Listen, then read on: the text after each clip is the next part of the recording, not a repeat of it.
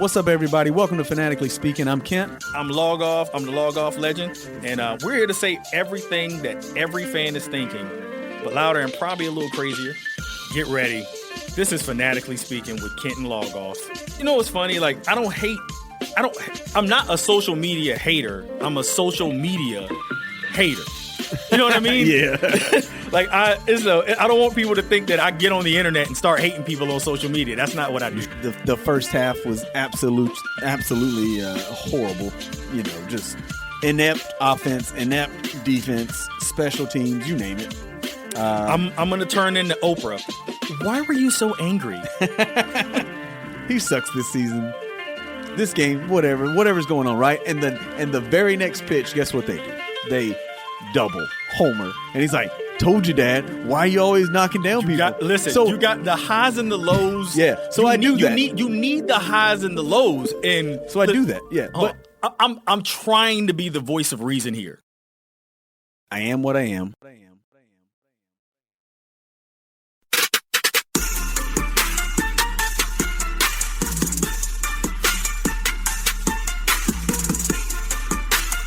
Welcome to another episode of Fanatically Speaking. This is Kent, co-host and promoter.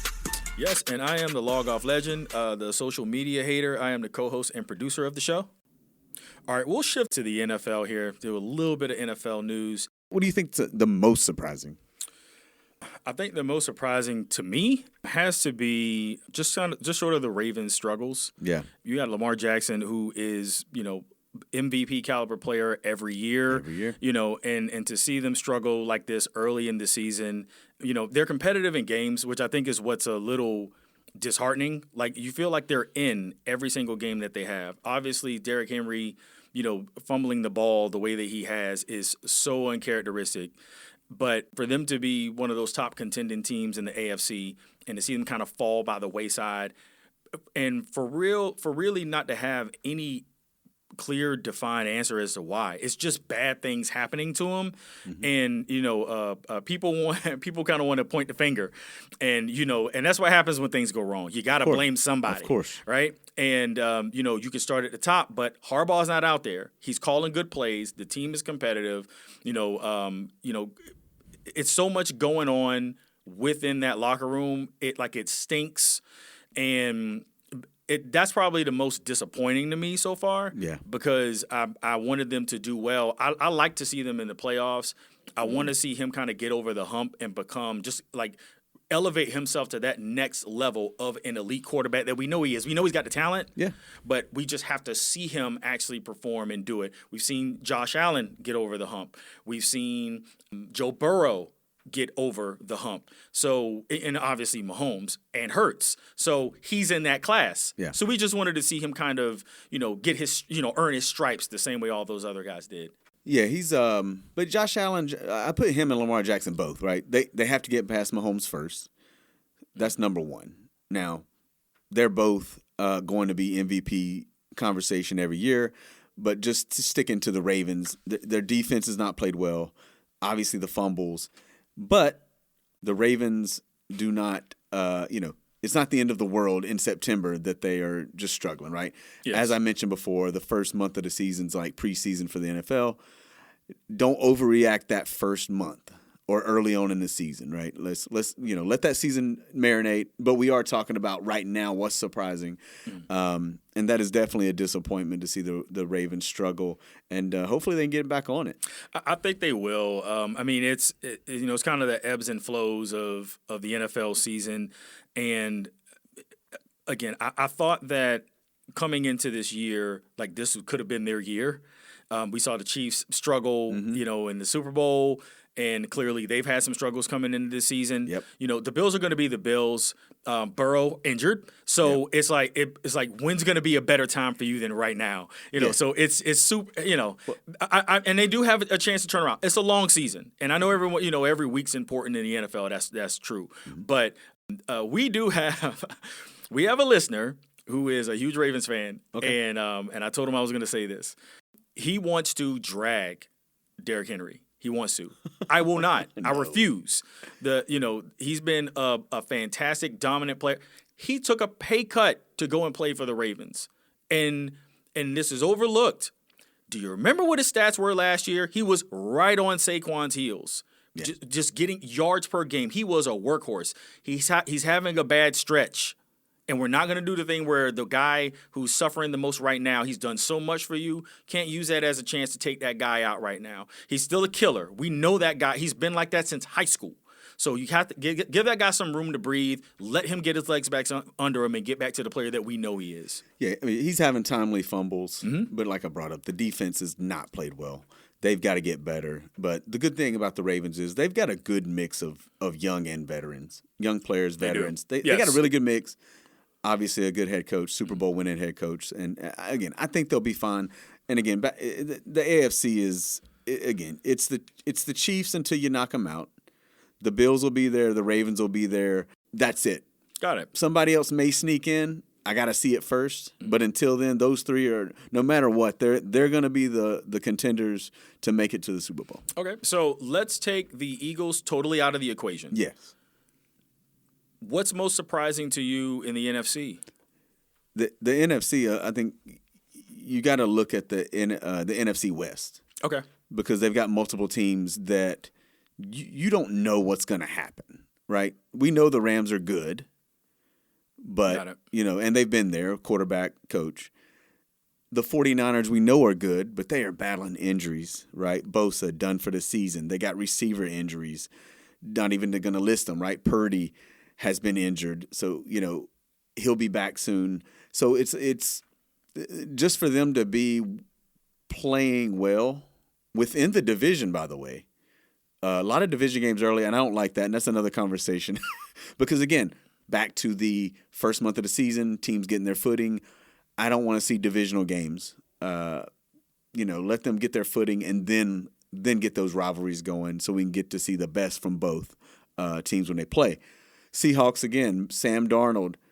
He played well last year in Minnesota. He's playing pretty good. Not going to say great, but he's making plays. And that defense is pretty good. They want to call him Legion of Boom 2.0. Let's hold off on that. Because again, like you said, take the Eagles out. Until you knock the Eagles out, you're nobody. And Sam Darnold, until you succeed into the playoffs again, you got to do it. 49ers, they've been there a couple of times. Can they manage around all these injuries, losing top players just every single week early in the season? And again, long season, but those injuries take a toll. We know that every year in the NFL, injuries will destroy a team's chances immediately. They are battling through it, which is a good thing.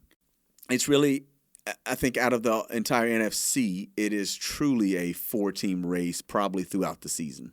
Gotcha. No, and I understand that. And for me, in the AFC, it shouldn't really be much of a surprise. Clearly, we've already covered the Bills, how well they're doing. Yeah. It's got to be when you look at the Colts, how well they're playing. Jags, they're playing pretty well. So to kind of shift this a little bit specifically to something that's more player specific, so they have a good roster with a good quarterback. How do you feel about their top draft pick this past year, playing both positions and not really performing up to his? Travis Hunter. Yeah. So you have Travis Hunter, who is offense and defensive type player, trying to do the Deion thing. And I feel like they're not giving him the opportunities that he could have to just make an impact as a rookie. It's tough it's harder for rookies in the NFL than people want to believe. They think, oh, okay, you're coming out of college, but everything is new, bigger, stronger, faster. We know that part. So we're going to conflate that and have this guy play on both sides of the ball. But you're not giving him opportunities to do what he does best, which is make big plays. Yeah. You just kind of try to work him into the offense, and he's not that type of a player. So I think it's a little bit of a disservice that they're doing to him. I'd like to see them take a little more chances with him, and they can use him. I think he's at his best for them right now on the offensive side of the ball, because it'll give him an opportunity to kind of gain some confidence, have some good plays, and actually make a direct impact immediately. Maybe score some points, maybe pick up some big first downs, things of that nature. Yeah. They're definitely mixing him in. I think especially on defense. Yes. I don't think he's out there every play. So mainly offense, and from what I've seen, it's been nothing exciting yet, right? That's what you're saying, and they gave up a lot to get him. Yes. So we're expecting a lot, right? Yeah. This is your new flashy, brand new toy, and you want to see him do well, and he's a good guy. Super marketable, like no one has a bad word to say about him. No. I mean, he's a 10 across the board. Yeah. So I'd like to see something from him. I think it would be good. You want to see, this offensive genius coach draw up something for Hunter. I've seen him drop a few passes. It's going to happen. They were difficult, but again, NFL hits your hand. You got to catch them. Yes. But yeah, I think let's see some innovative stuff to include Hunter. That would be nice. Gotcha.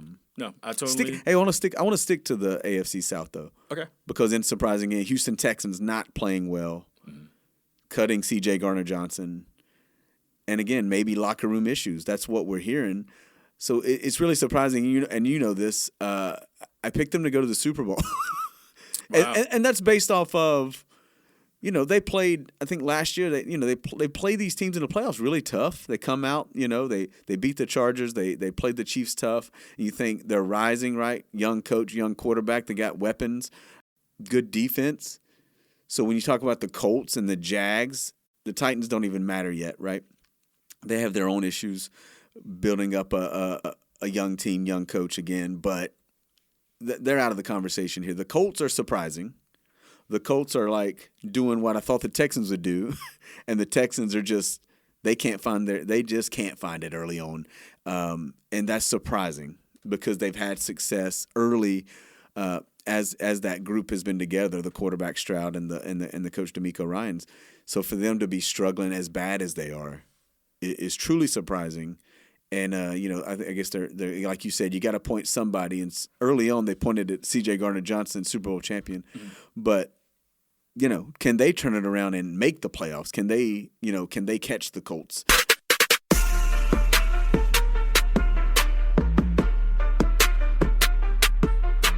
We have a really good balance on the show. Yeah. Because you're just more passionate as a fan than I am. I think it's fair to say that I'm more of a logical fan. Yes. Is that fair? Okay. Yeah, because you call me irrational. Oh, you are irrational. So I'm irrational. You're logical. I'm like we can take that to the bank. Yeah. And again, that's not a criticism. I love you for it, right? Yeah.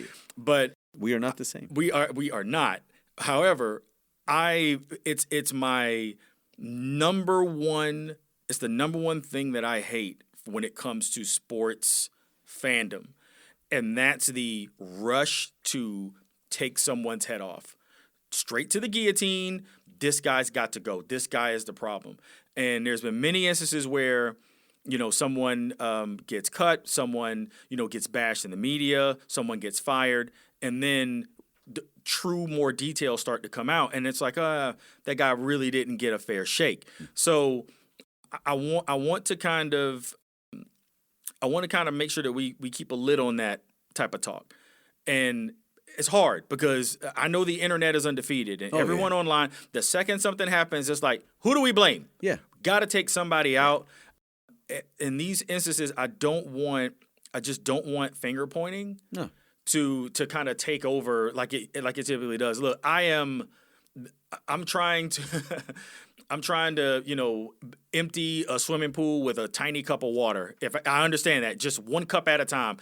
I'll be here all day fighting this fight, but it's my biggest headache is just when I see it. It's like, come on, guys. Yeah. Like it's got to be more to it. It's never this simple where it's just this one guy's fault. So I just wanted to say that it's.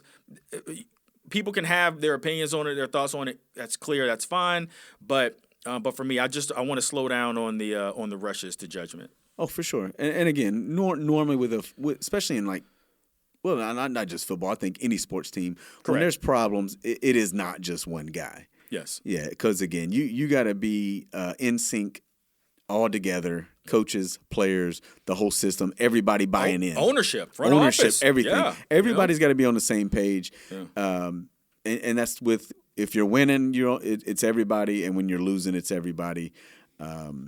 Yeah. But yeah, it's like I said. Hopefully, that's another team. Hopefully, they can turn it around because I like the team. I like the players. I think they will be able to shift gears just a little bit. So when it comes to just the NFL season as a whole, let's just say, just for right now today, if you could remake your picks as to who you think advances. So you get a total redo. You get this one. Okay. You get to redo the direction that you feel based on what you've seen so far this year. Yeah.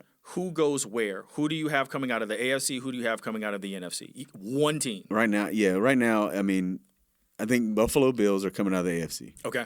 All right. Seems to be a foregone conclusion, but yeah. And again, and I'm basing it off of a quarter of the season. Correct. At the moment. So, but they've looked fantastic. I'm sticking with the Eagles on the NFC. Okay. There's nothing going to change my mind.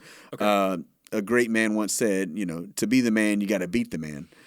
Ric Flair.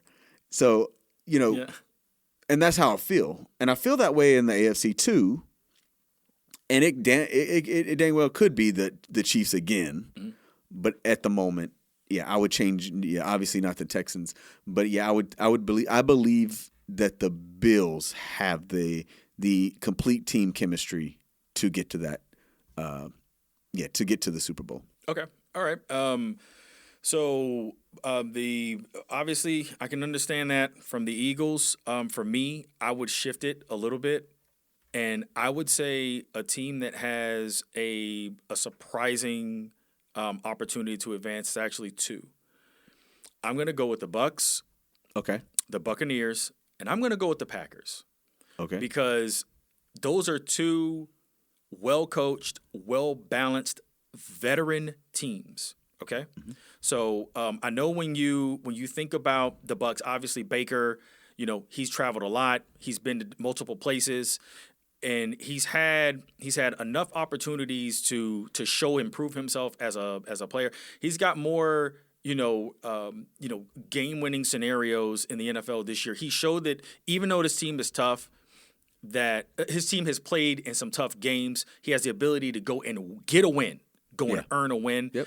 And then the other thing with the Packers is I know we all kind of look at, Jordan Love as the QB who's playing in Aaron Rodgers' shadow. Yeah. But still think of him as a young guy. He's got plenty of miles on those tires. Yep. He's a seasoned quarterback just on the younger side. We haven't seen him do a ton, but his talent, that team, clearly, we can see they got Micah Parsons on the defensive side, changed everything for them. Oh, yeah. I think that they have a strong chance. So I think it's really a three-team race in the NFC. So you can go Philly, give me Green Bay, and give me Tampa Bay. I think all three of those teams have about as even of a chance as one of the other ones do. So no Detroit, no Rams. I don't know what it is about the Rams. They have to show me. Mm-hmm. And maybe it's the same thing for Detroit. I've never seen, even with Detroit and the success that they've had, over the last few years, we've seen them consistently get better. But I don't fear them as a team that can go and gut out a win in the playoffs. Mm-hmm. It's just I don't know, and maybe it's just because I've never visualized. So again, outside the Eagles, I'm gonna ask you. Sure. And I think I know your answer. I'm not even gonna get into coaches. I'm just say quarterback. Okay. This season, who do you trust out of those teams? You trust Baker, Goff, Love, or Stafford? Wow. So I think in that scenario, it's a 2-horse race between Baker and Stafford. Yep. Man, I gotta go Baker. Okay, I knew you would. I have to. You are a Baker lover forever. He like that guy. He is quintessential football player. I'm gonna go out there and get myself. He holds on to his. I love my grudges. Yeah, that dude holds on to his grudges. He keeps the billboard material as you should as an athlete. As you should as an undersized, undervalued, consistently moved around quarterback that people gave up on. It's like, you know what? No. I'm gonna show each and every one of you. Baker had one bad year in Cleveland, and they shipped him out. Yeah, with a shoulder injury. So. But I like that. I want to get your take there because we're naming these teams and like, well, who do you trust though? So yeah, and I mean, and like I said, and things can change, but I do. I like Baker, and I like his ability to galvanize his team, and this is another thing, and then I'll let you go, and then we can put a bow on this. Yeah. I think the other thing that's undervalued is teams that have a player that the rest of that roster is willing to run through a wall for. Oh, yeah. Baker is beloved. Yep. He has molded himself into a more marketable, seasoned, he's I think his toe is right on the line as franchise quarterback. Yeah. His toe's right there. Mm-hmm. And his play so far this season, I think, is proving that. Yeah, and I got no problem with that. And the good thing he's got going is that is the one guy, the one team that's had the Eagles' number. Got it. Yeah. He's definitely, and that's in their favor. He's definitely given his teams a shot anytime he's played against them.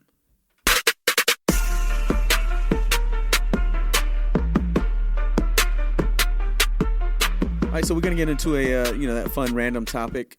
Sticking to sports, but then going to a different side of sports, right? Sports movies. Yes. All right. So you put this on the sheet for today, and my question to you was, does it have to be technically a movie? Because I've got two answers, okay, and both of them are documentaries, and they're great.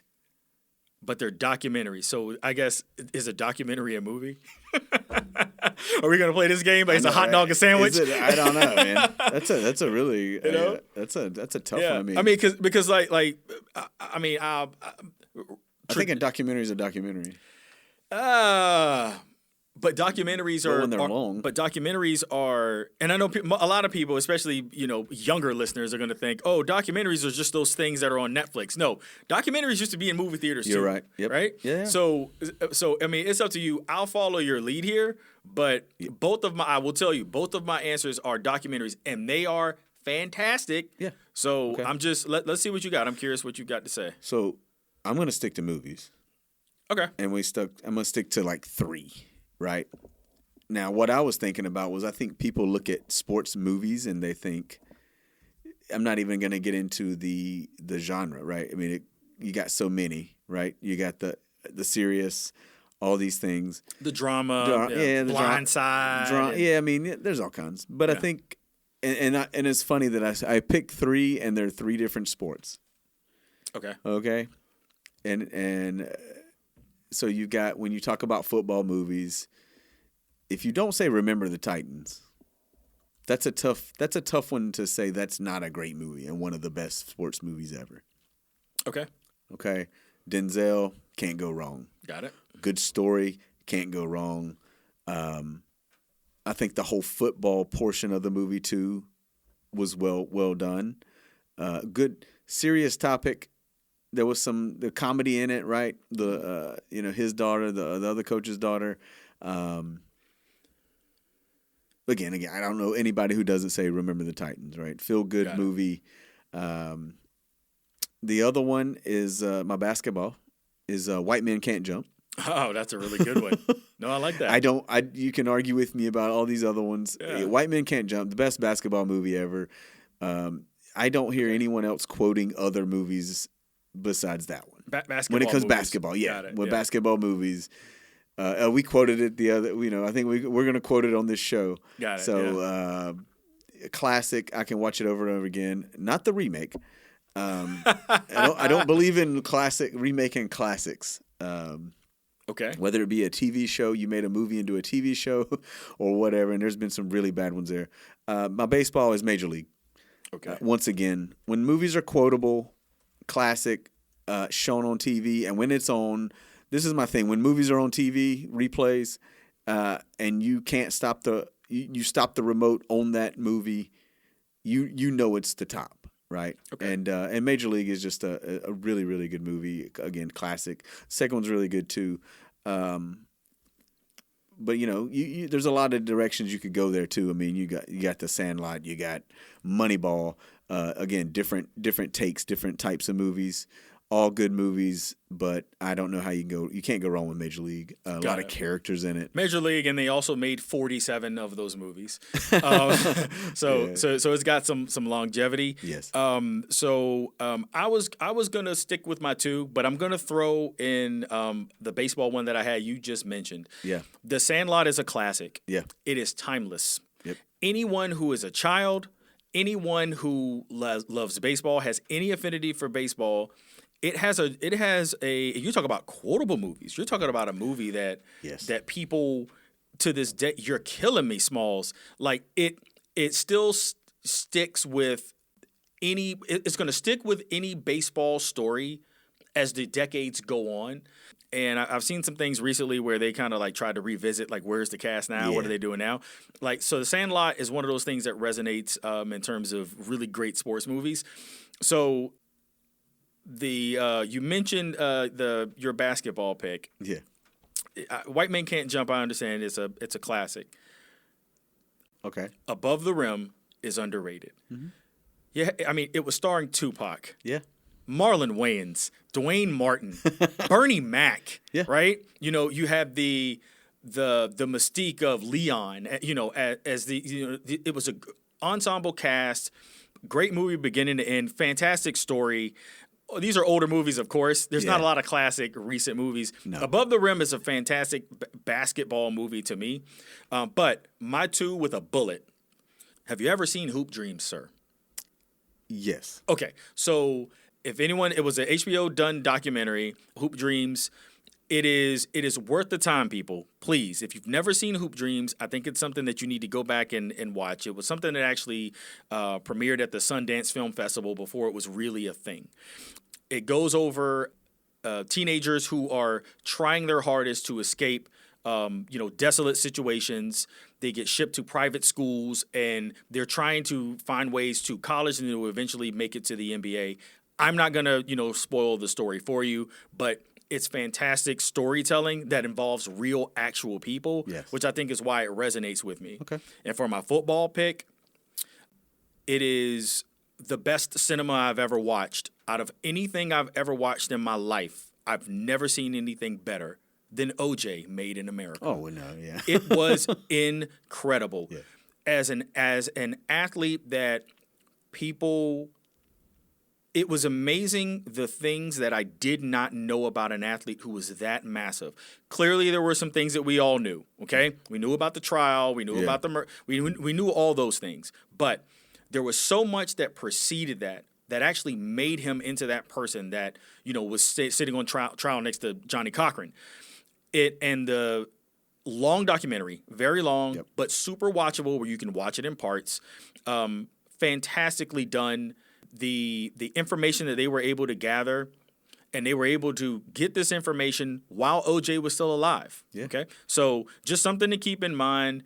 Very long watch, but I've never seen anything more massively done. There were things that I remember we spoke about it. I'm like, dude, I never knew that. Yeah. And some of it you knew, and some of it was like, I never knew that either. Yeah. It revealed so much, and it gave you a full understanding about how big of a star he was, but also why the things that happened to him were so impactful from a societal perspective. Yeah, and I'm going to hit on a few things. Definitely the OJ, if not even sports documentary, like that was... It was incredible. Maybe one of the best. It was a masterpiece docs ever, right? Yes. And again, I think it resonates with us. We lived it. Yes. And then, we have that. And then when you watch it, it takes you back to it. That nostalgia is a powerful drug, man. And it's a powerful drug. There's times in history, and those are one of those moments was, where were you at when the OJ verdict was read? Correct. What I mean? Yes. And like I know where I was at. Yes. So it hits hard, and that was, like I said, it was beautifully done, and you learn stuff, and I'm very interested in that again because that was one of the growing up was one of the top events in life that happened. So I can always revisit it, watch other stuff about it. And back to the Sandlot, the good thing I'll say about that is, Major League's more for the older audience. So Sandlot's Sandlot's a good thing. Obviously, we watched it as kids, but what's the good thing is when you have kids, then they can watch it, and then it just keeps going. It just keeps going through the history of time. Yeah, I totally agree. And there are no wrong answers here. There are no wrong answers, and again, unless you say Space Jam 2. Yeah, Space Jam, get the hell out of here. Never watched it. Never watched it, by the way. Space Jam 2. Space Jam 2. I will. It's rare where I'll bash a movie without watching it. I didn't watch it. I'm not watching. I don't need to watch it. Yeah, I don't need to watch LeBron pretend to be Jordan. I seen Space Jam. Yes, and it was in itself what it was. Yes, right. Yeah, the soundtrack, Jordan, Bugs Bunny. I mean, you can't go wrong. Bill Murray. I mean, LeBron. You can't. You're not going to be able to top what I talk about. Not even recreating, but some movies don't need sequels. No, and that's one that definitely doesn't need a sequel. And I am going to give a very, very, very special shout out to an international listener that we have by the name of Mauricio. I want to let him know that we appreciate him listening and helping keep our podcast diverse. Big shout out to Mauricio, and we appreciate you listening to us and letting us know how you feel about it. All right, everyone, this has been another episode of Fanatically Speaking. Again, I am the Log Off Legend, co-host and producer of the show. Kent is the co-host and promoter of the show. I am not on social media, but I implore you guys, I know you are. All of you are on all these social media platforms. So go to Fanatically Speaking on Facebook, Instagram, TikTok, YouTube, Spotify, Apple Podcasts. Please subscribe, like, rate, review. And please share with people that you know. If you like the content, please make sure that you're sharing it with others so that way we can continue to put things out. And engage with us. Let us know what you think. Quite often, people give us some ideas and they end up on the show. So yeah, please make sure that you reach out to us. Yeah, definitely listen to the podcast, but also be on the lookout. You may say, hey, there's nothing out there, not a lot of content on the social media. Just be patient. Once again, more content will come as we grow. But the first and foremost, again, listen to the podcast.